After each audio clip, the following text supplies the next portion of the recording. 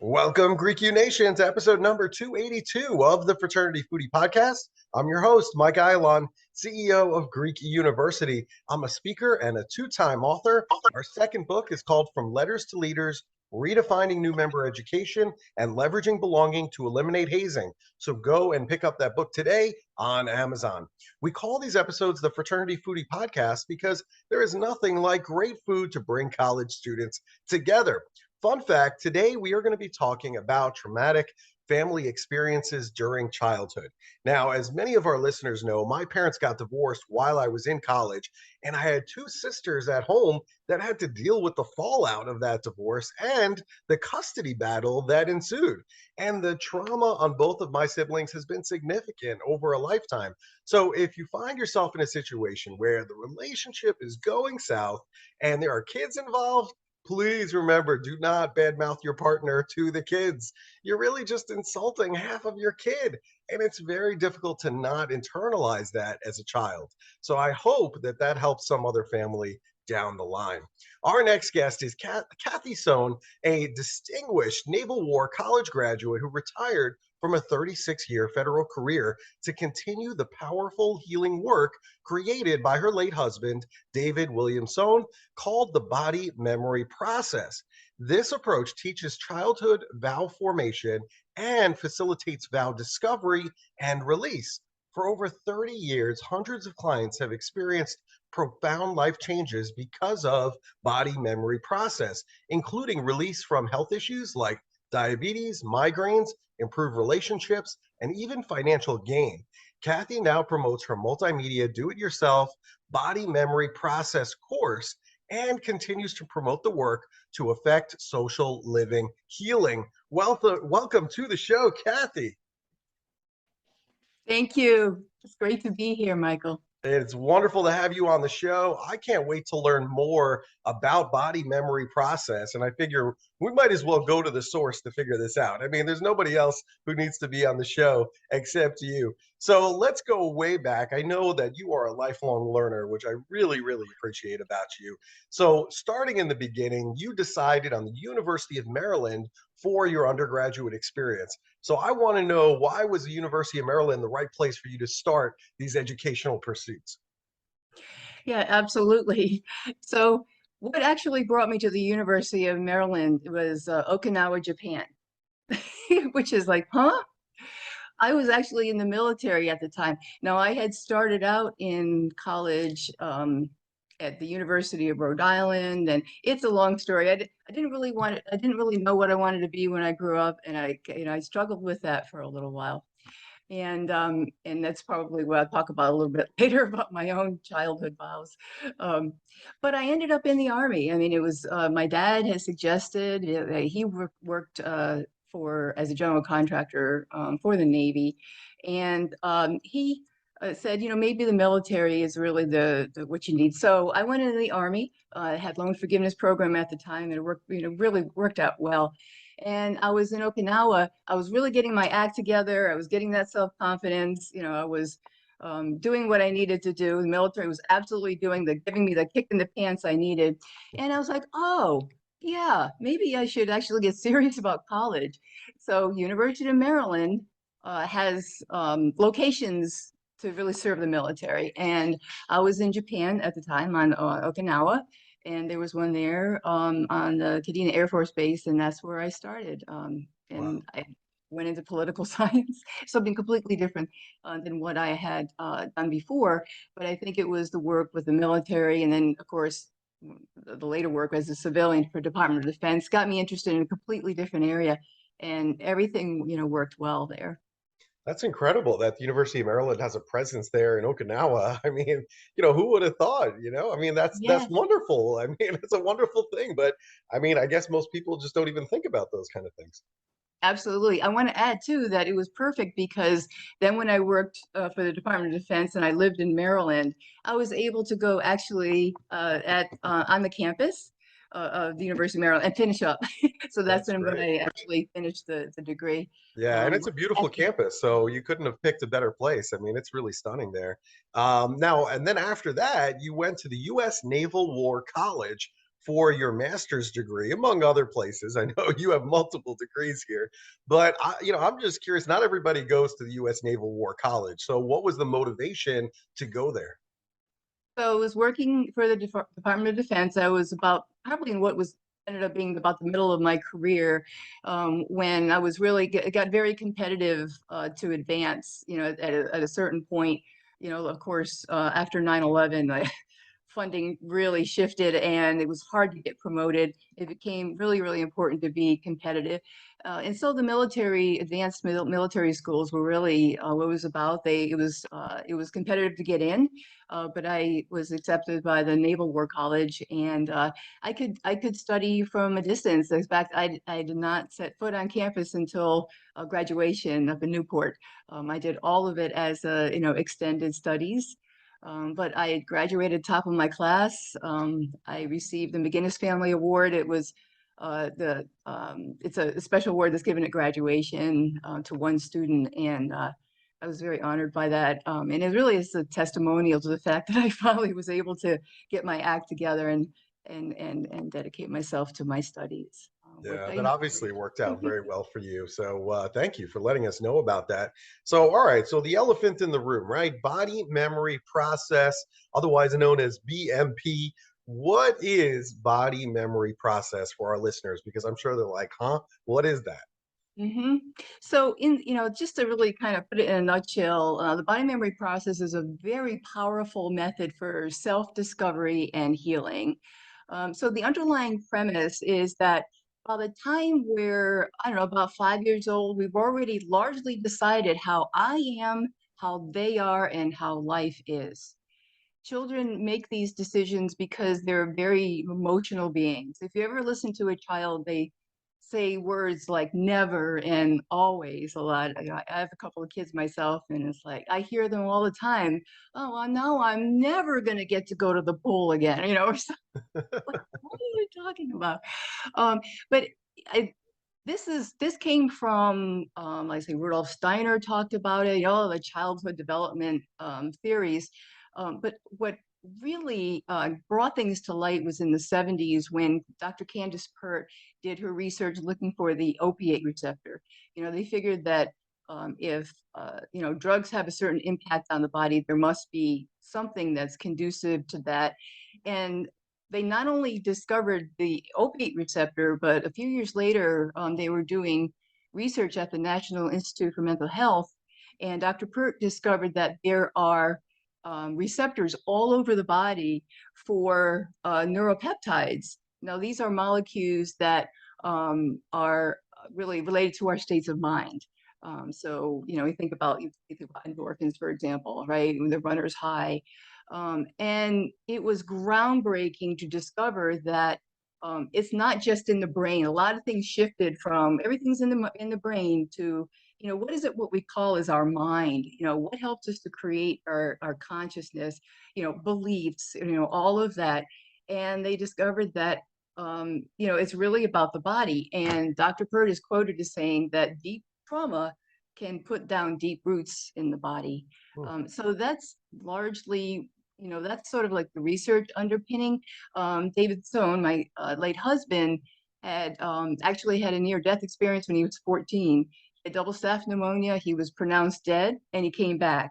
Oh, And he, like a lot of people who come back from a near-death experience, he knew he had something that he wanted to do with his life. And he kind of naturally fell into it because doctors told him after that he had scar tissue in his lungs. He was never really going to be healthy, and he kind of railed against that. And he pulled a lot of it was the human potential movement back in the 80s. And when he got out of college, he kind of stepped right into that and did a lot of trainings, pulled together major research about the mind-body connection, the fact that we create our belief. I mean, our beliefs shape our reality. And also a lot of research about babies and children being very conscious, not necessarily logical, and at certain stages pre-verbal, but they're very powerful in their ability to, create these their belief system. Hmm. And so then they, go into adult. Now, if I use the term vow later on, I want to make sure everybody understands when I say vow, something very strong, like a marriage vow. It's a strong belief. That's really all it is. But we wanted to have a term so that we could then use it for, the work about discovering vows and then releasing them, as opposed to beliefs that may not be so deeply entrenched. And so the body memory process is really a two-phase thing. It's partly about the discovery of these vows. The course that you mentioned earlier has lots and lots of resources for doing that, including a very long video that steps you through all of it. And then there is a homework phase. So I know, homework to the students out there. Oh no, Oh no. uh, but it's not so bad, and it's not it's simple in its the way that it's set up. The way that it's not easy is that you really need to commit to it. So, I myself, I want to start taking a certain vitamin every day, and I find that I forgot to do it right. It's like anything else, you got to do it as a habit. Um, and so there's a piece of the homework that's 90 days. That's about changing cell memory, basically. Then there's a forgiveness process. That's 7 days for one person that you're working on. And then there's an affirmation process that's not just about, saying an affirmation. So, I can say I am a powerful woman until the cows come home. But if I have all this mental chatter about all the reasons why I'm not, and it's going to be kind of counterproductive. So there's a process to kind of work on that mental. David talked about emptying the cup. There's a story of the master the student that says, "Master, teach me everything you know," and he's pouring him a cup of tea, and it overflows. And my cup is full. So is your mind. I cannot teach you anything, right? And so I think your students will understand that they can go into a class. Maybe they've had a class before related, and they may think, well, I know about this, but in order to learn something new, it really is important to, to come in with a clean slate. And that's what this is about, emptying the spiritual, the physical, and the mental cup so that we can make conscious choice in the moment. Wow. Well, thank you so much for explaining it. It makes a lot more sense when I hear it from you. And certainly your late husband, David, sounds like an incredible guy. And so, it's just brilliant and fascinating, all at the same time. And, the vows for fraternity and sorority members, just like somebody who served for the military, that's a very normal thing for us. I mean, we take a vow when we join the organization that we're going to do certain things, not just for our 4-year period while we're in college, but really for a lifetime. I mean, it really kind of guides our values, our morals, our ethics, beliefs, all of those things for a lifetime that we're really committed to doing certain things, community service and academics and things like that. So all of this is really just fascinating. But maybe you can give us a case study. I'm sure you've worked with a lot of people over the years. Give us one case study so we can understand body memory process a little bit better and understand what's the value. Yeah, I'll be glad to do that. In fact, I have a little cheat sheet here because it's when David worked with clients, he actually took down a lot of information, and he had lots of recordings with permission of his clients, of course, with anonymity and confidentiality, and so names are changed, and so we'll talk about quote unquote Frank here. Um, and what I'm going to just briefly go over is kind of the origin of his vows, how they manifested in his life, and then the impact of the body memory process. So Frank was the third of 4 siblings. And the one thing to note is that birth order is important. So Dr. Kevin Lehman wrote the birth order book. Fascinating if anybody wants to look that up about whether you're a firstborn or what really can impact all of this as well. Mm. Um, and so one of the most significant things about his dad was that he wanted answers to be right from his kids, right? And he went into a rage a lot of times if he didn't have it. So that's significant for Frank. His parents were very busy all the time. He had older brothers, and they got a lot of times got his attention. I can relate because I was the youngest, and my brothers were always getting into trouble, and it was sort of like me, like, go to your room, go to your room. I've got to talk to your brothers. And so, I kind of learned to be alone a lot because of that. So I can relate to that. And it really significant too is that his parents wanted a girl. They already had two boys, and we've found for over 30 years of doing this work that this boy promise, girl promise stuff is huge.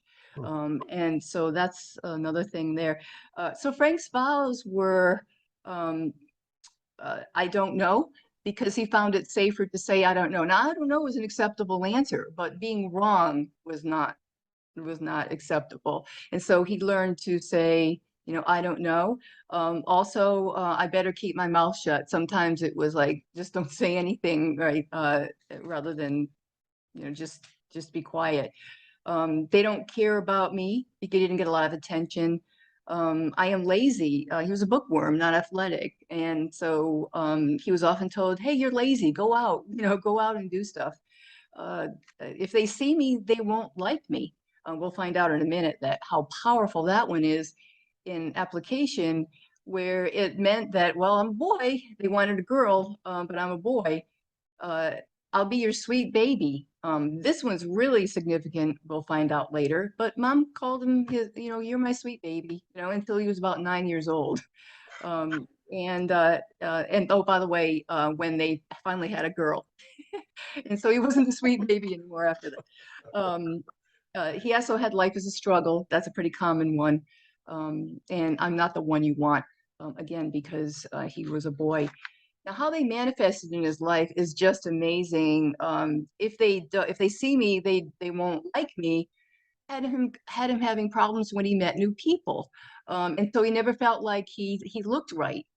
And so this is how incredible this is. It had to do with, well, when you see me, you're going to find out I'm a boy.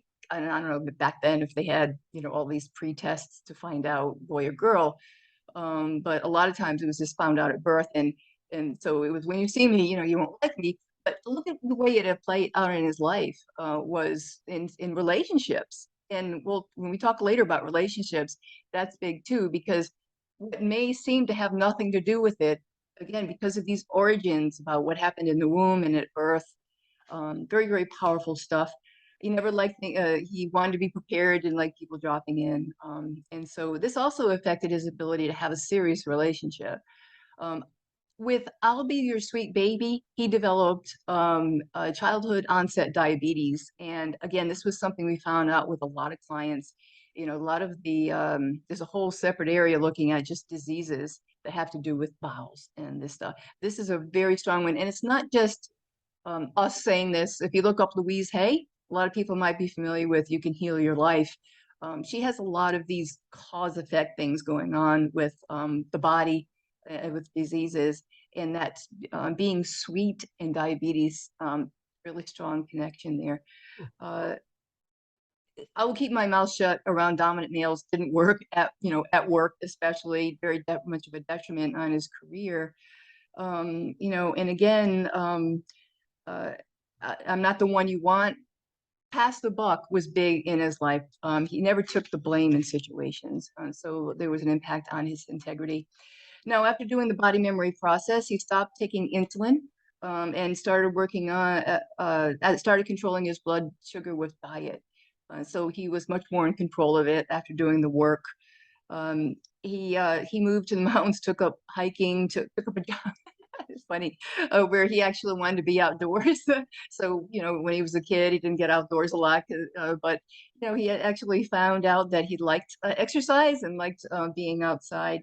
And he was finally in a serious relationship once he was able to get rid of, those vows that didn't work for him, that was all related to having relationships with people. Wow, that is just fascinating stuff. You're talking about these vows. What vows can get you into trouble if you're in college? So, geez, I'm going to talk about myself as the poster child for that, because, remember I said earlier, I didn't, so it wasn't just that I didn't really know what I wanted to do, which was a piece of it, but I had very strict parents. And so my vow that was very, very powerful, and maybe a lot of others can relate to this, is when I'm on my own, I'll do what I want. I didn't even have the chance. And again, if your parents are really, really strict, you don't have a chance to rebel in high school. You're still under their thumb, you're under their roof. I had a chance to date a little bit, but then it was third degree and it wasn't fun. I was like, I'm just like, forget it. It's not worth it. And so, then I went away to college and I was like, whoo, wow, and so a lot of it is about responsibility, accountability for the first time, away from home, and all of a sudden I'm making these decisions and these choices. And as we know, the vows get in the way of making good, sound choices because we're being run by them otherwise. So that was just a big part of it. And any vow really can get in the way, but they're triggered by that college experience. So, again, it was, I'll do what I want. Okay, I could either be in the library, I could be at a fraternity party, and what am I going to choose here? Not necessarily the smartest thing, looking at the big picture, having a plan, for myself. Life is a struggle, can set up problems. I'll do it my way. There can be teachers that, or other students, anybody can cue up vows especially when you're in that environment where you're you're on your own really sometimes for the first time, really making decisions. Wow. So, all right. So we have a bunch of speakers at Greek University, and they specialize in certain areas. We have some that do mental health, some that do suicide prevention. I and a couple of others, we do alcohol and drug abuse prevention. So, how can childhood vow awareness prevent things like suicide and drug addiction? Yeah. So, if you think about suicide and addiction, both of them are often caused by, um, depression, hopelessness, social isolation. Hmm. So, uh, the people who are in the lives of people in those situations, uh, it would be important for them to certainly have compassion for the events that might have led someone to those feelings, but it's important for those people to hear, um, in a way, again, it's got to be gentle, that this is essentially a victim mentality. I mean, that's really what it comes down to, Michael. I mean, it's like either you're going to go through life feeling like circumstances are out of your control and I'm a victim, and again, that can spiral down to the extreme cases of suicide. Drug addiction is kind of like on your way down, a lot of times to just to desperation. And it's not just doing the body memory process, any type of self-help work, any work that has us turning inward, has us extracting ourselves from all of the causes out there to, what's going on within me, because that's what puts you in the driver's seat, right? That's what helps you to it really has you making those kinds of changes that you need to. And then, of course, once you're like, okay, I need to do something, if you choose something like the body memory process, it's going to be a laser beam. And this is quoting a past client that told my husband that this work is sort of like a laser beam. They had been in traditional psychotherapy for years, which they likened to a flashlight, as opposed to the body memory process, which was like, lasered right in. What's the underlying cause? We know that in medicine, you got to get to the underlying cause before you can treat. And it's the same thing here, in that these vows are very often just at the deepest level, what's going on. Hmm. And so very powerful, again, to help lift people out of those states of desperation. It might be baby steps, but I think the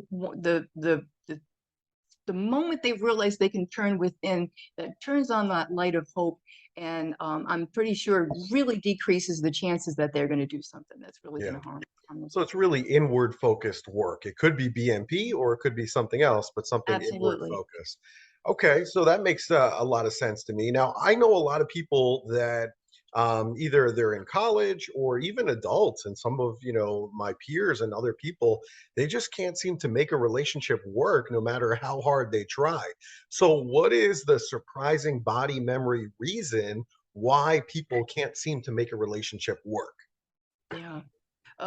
So thinking about all that we've said about all the underlying, circumstances, it's really about the strong emotions that you had as a child with the first people that you were in a relationship with. I mean, truly, that's what sets up the pattern for relationships. What's your relationship with mom? What's your relationship with dad? What's your relationships with your siblings? Primarily, also friends and mentors, teachers along the way. But honestly, it's you pattern. They say, well, there's people you've heard the saying, she looks like she married her father, right? I mean, it's just, it's just uncanny. And so, some vows related to relationships could be, he doesn't understand me. It could be when I yell, I get my way. That's a strong belief. And again, that can be patterned after, mom, or dad, somebody yelled in order to make a difference. And it's what, I really, I really work on reserving that for, don't run in the street, something like that.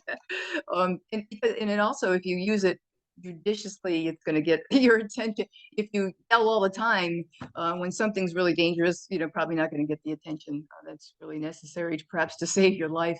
And so, this, she doesn't care what I need, might be another one. There's just any number of vows. By the way, there have been almost 1,000 vows collected as common vows over working with clients for 30 years. Mhm. We have them collected in a body map in the course that kind of maps to where they can show up in the body as pain and tension.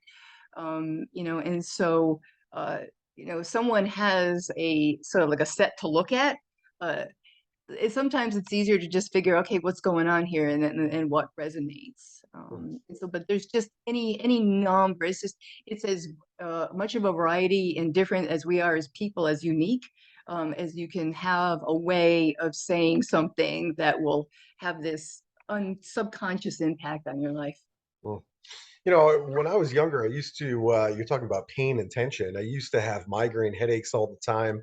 Luckily, that phase seems to have subsided, and I really don't get them nearly as much. I do have a colleague of mine who I know has just terrible, crippling migraines to the point where she can't even, do basic functions. So, is there a surprise body memory reason why people get migraine headaches? Yes, it is about a conflict between some belief or expectation from childhood and adult life.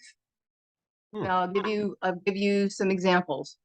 Um, a lot of women have migraines, and um, what we have found, and again, was largely David, because up until just recently, after he passed, I started doing the work primarily.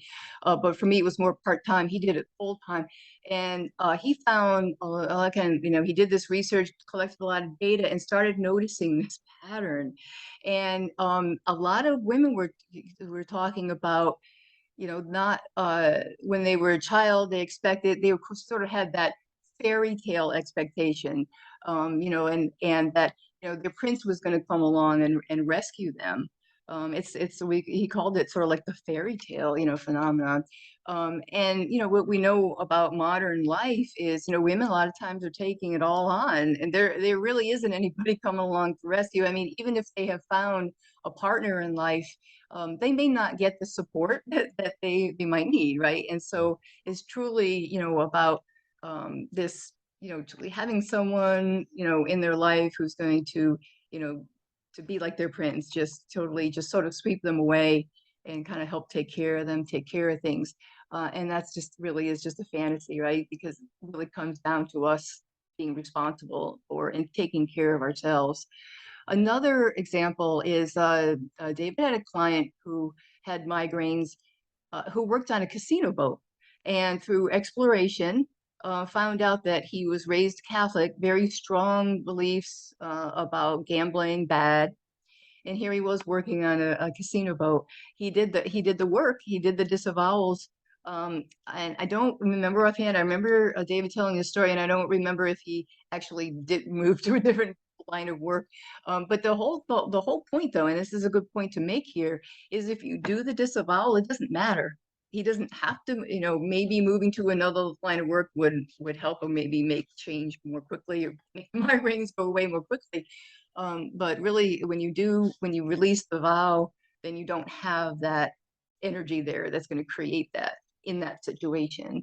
One more example is someone who was like an engineer. He came from a military family. Everybody in his family was military. He wasn't. Had migraines. Mm, Because it was like in his family, he grew up, you're going to be military, and he was like, he grew up and realized he didn't want to be, and he mhm, did something else. And there was that, again, that incongruency, that sort of conflict there. mhm. Again, did the work and got rid of the migraines. So Absolutely amazing interesting. stuff. Wow. And one of the bigger ones that I saw, you talk about even doubling your income by discovering our vows about money. What is that all Mhm. Not very different than what we've already talked about. Very closely related to how it works with relationships. about? Uh-huh. Going back again to childhood, Uh-huh. it truly is the foundation. Now, I know I had my parents grew up in the Depression. Lots of stories about. I remember baking the potato in the fireplace. And just a lot of stories about hand-me-down. Not having enough. Mhm.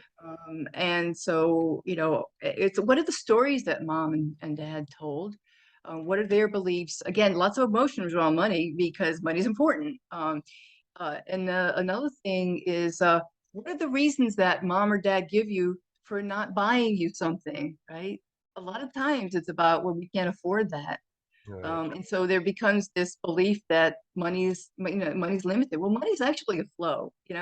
It's really about energy. If you really get down to, and there's lots of separate things to study about that, money as energy and as a flow to really make it come in, make your income double. Um, your income can double, triple. Anything is possible once you release the vows, and once you explore what have you decided? Do you think that money is the root of all evil? Well, geez, if you're if you're resisting evil, then you're going to resist money. Mhm. It's not. It's very very simple, really, when you break it down. Again, the not easy part is really getting to what's going on with me, and then doing the work to be able to those changes. Wow. Well, I learned a lot today. So this has been very, very interesting. I really haven't, studied any of this stuff. So just it's really fascinating work that both you and David have been doing for a very, very long time. So, all right. Well, thank you. Thank you for sharing all of that. Now, finally, we do love good food here at the Fraternity Foodie podcast. And, I sense that you like some good food too. So the next time I'm in Cullman, Alabama, where should I be going for a great meal? So I'm going to preface this with saying that my Renaissance man, late husband, when Cordon Bleu had a school in Washington, D.C., he Mhm. studied at the school and got his Cordon Bleu certificate. Oh my gosh. Did you not? No, he never worked as a chef. He had a different calling in life. But he loved to learn about things and become really good at them. And he spoiled me. I've got a book, listed with recipes. If you like this, you got to write it down. He'd create. So anyway, yeah, I just didn't want to eat out. Every time I'd go out, and he'd say, I'd say to him, I'm eating, going, you could do better than this. It's just, even though I mean, sometimes I certainly enjoyed we loved gourmet. We love gourmet restaurants. Yeah. Now in Coleman, and again, I don't really go out now. I got the kids, and yeah, they still don't really know how to like eat in public. And so, but I did a little research, and it's interesting because in Coleman, there's steakhouses is about as upscale as you get. It's mostly about barbecue and chicken. I mean, I actually Googled gourmet restaurant Coleman and got Denny's. So I'm not, Any- no, Huntsville and Birmingham aren't all that far away. Sure. And that's where I would go. Now, I looked at Huntsville, and there's a restaurant called Purveyor. So Purveyor, that looks absolutely fantastic. All And right. they have things on their menu like drunken guacamole and duck meatballs, and something called like lobster fried avocado, which I was like, oh my God, I Whoa. wonder if they have takeout. That Now sounds that really delicious. sounds good. So yes, that's my rather sort of limited and again, I can't speak from experience with Purveyor, but it sure looked good online. It sure does look good. Well, thank you so much for the recommendation. So when I swing through town, I'm going to stop there. I'm going to take some photos of the food and then I'm going to email it to you. So that way you can see what this stuff looks like in real life. Yeah, sounds great.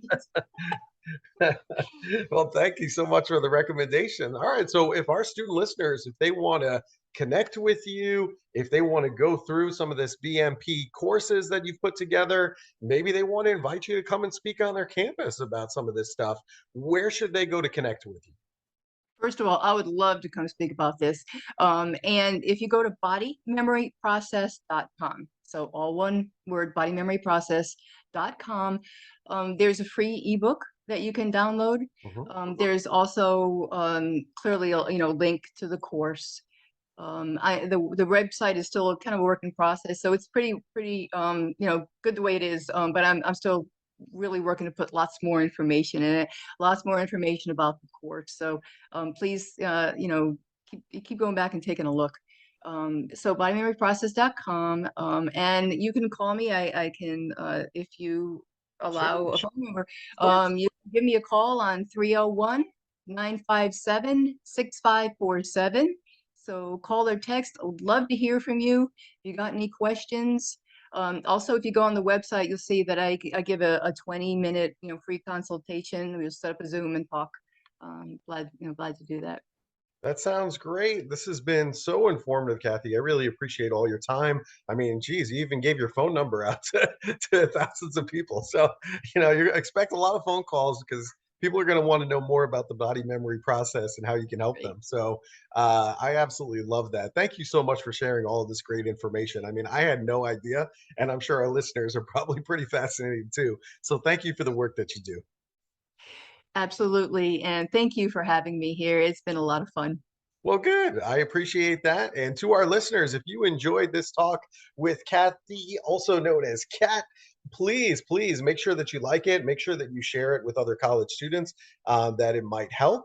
And we hope to see you on another episode of the Fraternity Foodie Podcast. Thanks so much for joining us, and we are going to see you next time.